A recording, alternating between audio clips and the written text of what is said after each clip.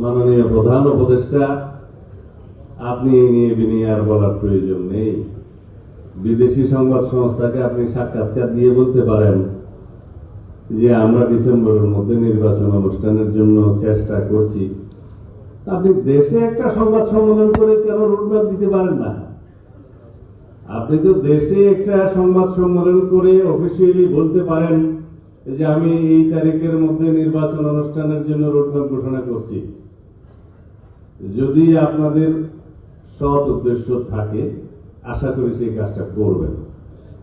বাকি যে সংস্কার কমিশনগুলোর রিপোর্ট আমাদেরকে দিয়েছেন, সেগুলোর উপরে আমরা আপনাদের সাথে আলোচনা করব। আপনারা বলছেন জাতীয় ঐক্যমত্য কমিশন আপনার নেতৃত্বে হয়েছে, ওখানে আমরা যাব, একবার গিয়েছি, সেটা চলতে থাকবে। এই কাজ তো বন্ধ হবে না। সংস্কার ৩১ দফা আমরা প্রদান করেছি ২০২৩ সালে বিএনপির পক্ষ থেকে আমাদের ভারপ্রাপ্ত চেয়ারম্যান জনাব তারেক রহমান। সেই সংস্কারের সাথে আপনাদের সংস্কার প্রস্তাবের খুব একটা বেশি অমিল নেই, কিন্তু যে সমস্ত বিষয়ে অমিল আছে সেগুলো নিয়ে কথা বলব।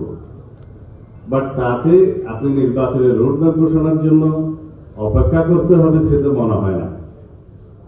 যদি আপনারা কাউকে সময় দিতে চান, কাউকে অর্গানাইজ হতে দিতে চান, বা অন্য কোনো উদ্দেশ্য থাকে, সেটা অন্য কথা। যাই হোক, কালকে একটি রাজনৈতিক দলের শুভ সূচনা হয়েছে। আমরা আমাদের দলের পক্ষ থেকে যারা বিষয়ে গিয়েছিলেন, আমরা স্বাগতম জানিয়েছি তার আগের দিন আমাদের বর্ধিত সভা থেকে। এখান থেকে আমি তাদের নবযাত্রাকে স্বাগতম জানাই, কারণ বহুদলীয় গণতন্ত্রের প্রবক্তা তো আমাদের এই দলের প্রতিষ্ঠাতা মহান রাষ্ট্রপতি জিয়াউর রহমান। গণতন্ত্রের মাঠে শত ফুল ফুটবে, সেটাকে আমরা সবসময় স্বাগত জানাবো। তাদের একটি উদ্দেশ্য নিয়ে কথা বলতে চাই। আমি পত্রিকায় দেখলাম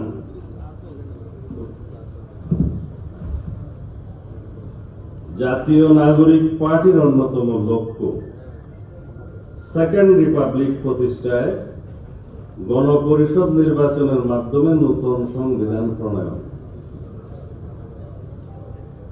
এইটা তাদের অন্যতম লক্ষ্য বলেছে।